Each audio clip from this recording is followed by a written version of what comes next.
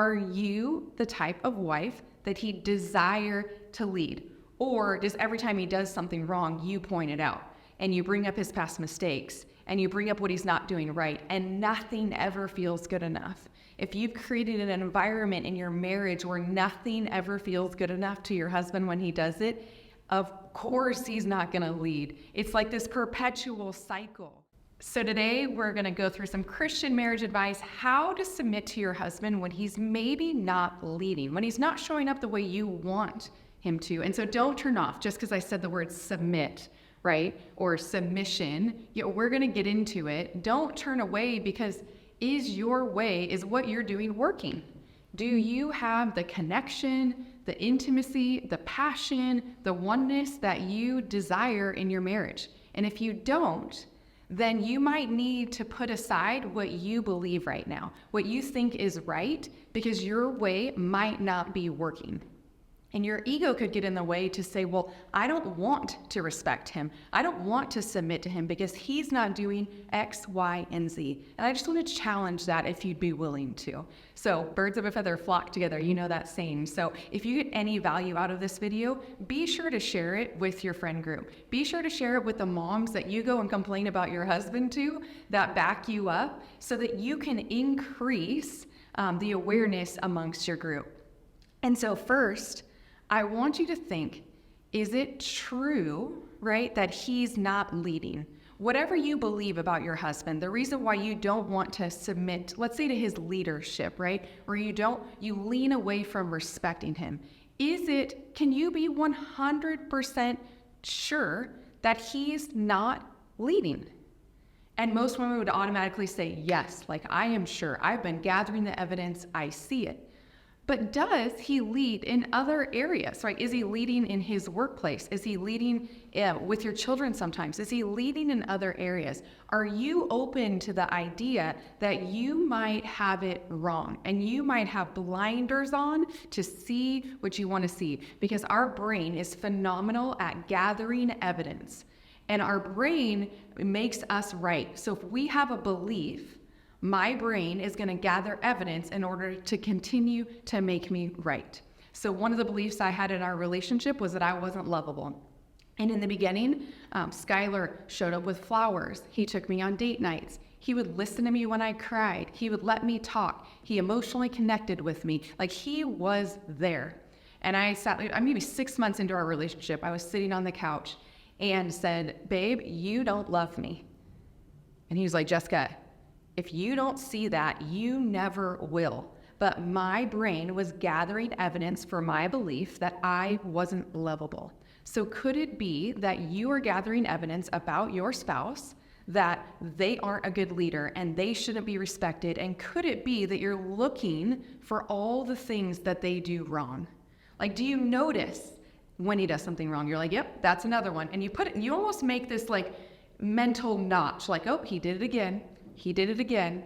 I was feeling that this weekend, like Skylar was doing little things and he wasn't doing it the way I wanted him to, or the way that I would have done it, or at the speed of instruction, right? He wasn't doing it my way. And I started to make these mental notches. And with each notch, I continued to withdraw myself from him and just justified my bad attitude.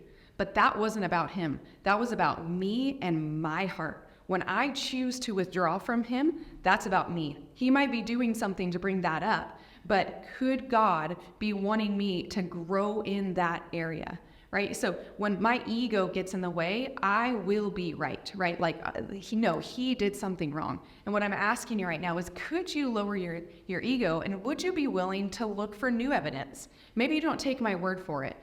Maybe your husband isn't leading in some areas. And is your standard for his leadership, or for you to respect him, is the standard perfection? Because I don't know about you, but I have a standard of perfection in my life for myself that I'm a recovering perfectionist, I say in the Rise Up Queens events, because I do everything at a certain capacity. If I start a project, I finish it all the way. And it is not Skylar's personality to go 100%. He does a ton of things well, but he is more of a visionary type person. And for the longest time, I wanted him to be me. I wanted him to multitask like me. I wanted him to to help the kids like I help the kids and raise the kids like like I wanted him to run our business. I wanted him to run our leadership team. I wanted him to be me. But that's not the way God designed him. And how self-righteous of me to think that my way is the way. I don't know if you've thought that. Like, maybe hit me a comment and say, hey, you're not alone. But I had to create this space that he gets to lead how he wants to lead. And so I would challenge you over this next couple weeks, would you be willing to write a journal or put a notepad on your phone to say, what are the ways that he's leading? And would I be willing, can I trust him? Because sometimes with wives, it's if he's not leading in this 100% way, then I'm not trusting him with anything. But what if he leads pretty well 75% of the time and you're missing it? Or what if he leads pretty well 50% of the time and you're missing it? And you're not willing to submit your heart to him or come under his leadership, right? You could be missing out on so much connection in marriage. So what you think, is perfection your standard with your spouse? And if he's not perfect, then you completely give him no value, no respect, and aren't willing to kind of come into alignment with him. When I come into alignment, don't hear me wrong, I'm still a strong person. I have opinions, but I'm willing to come along Skylar. I don't have to be the one to make the final decision and everything. Like, I give that up, right? And I allow it to be him, right? Because I want him to be the leader of our household. But if I'm never willing to relinquish anything and hold on to things so tightly, how can he ever lead? And does that give him like the desire to want to lead, right? Are you the type of wife that he'd want to lead? The way you show up in your attitude, the way you show up in your appreciation, the way you show up in your gratitude. Are you the type of wife that he'd desire to lead? Or does every time he does something wrong, you point it out and you bring up his past mistakes and you bring up what he's not doing right, and nothing ever feels good enough? If you've created an environment in your marriage where nothing ever feels good enough to your husband when he does it, of course he's not going to lead. It's like this perpetual cycle. And since you're watching this video, I hope it's you that creates the shift. If you sit around and wait for him to shift, and you've created this environment, you might be waiting for a long time, sister. You have the power. What if this was God growing you right now and it wasn't about him? Because it's so easy to say, well, if he would just do this, then I'd show up. We're going to reverse that today. What if the Lord was speaking to you saying, hey, sister, why don't you show up first? Why don't you show up respectful? Why don't you show up appreciating the things that he does right? Why don't you show up looking for evidence that you can submit to him, that he is a good leader, right? Why don't you show up and speak life into him? And like, you think about men and how they get encouraged, and coaches, and like, you think about sports. So the best sports coaches create this vision of who this woman or man is, and it gives them space to live into it. Versus sometimes us as wives, we create this vision and we're like, this is reality. You are this, right? And there's no space, there's no encouragement, there's no excitement, there's nothing for them to live into. And so could you begin to speak life over your spouse when you see them doing great things, when you see them showing up in leadership? And we have this saying around Rise Up Queens, which is appreciate what you want more of. Have you been appreciative lately of the things that he does do, that he is trying? Like, let's say the business isn't where you want it to be, right? Or he's not leading it in that way. Is there anything that you can appreciate in it, right? And some wives say, well, I'm not going to appreciate him because I do stuff all the time. He doesn't appreciate me. Well, maybe it's time for you to ask for some appreciation. Skylar can't read my mind. And if I don't ever ask for it, how would he know that I need it? But that's going back to you. I want you to focus outward. How could you gather evidence that your husband is doing some things well? Because I guarantee he is doing some things well, but you might not be willing to see it yet. And can you begin to appreciate what you want more of and bring in grace? Man, the Bible says treat people as you want to be treated. And so if you were not doing well in an area, would you want your spouse to treat you like you treat him? Would you want him to give you the same exact grace, the same exact shortness, the same exact disconnection, same exact withdrawal as you do, I would venture to say no. Man, I can be very, very mean to Skylar, and it's heartbreaking when he does that to me.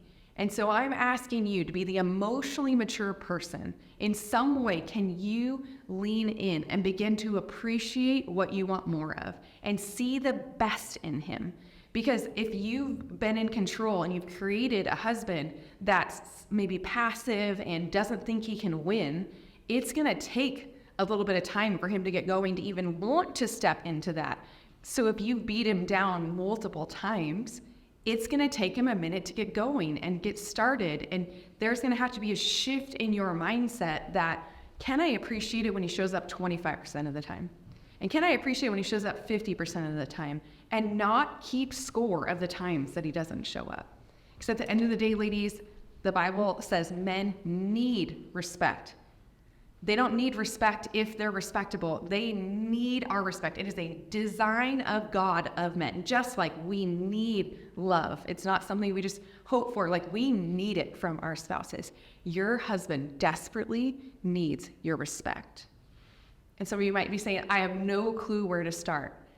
Maybe you could start by asking him, hey, honey, do you think I respect you? Or what are some ways I can begin to respect you?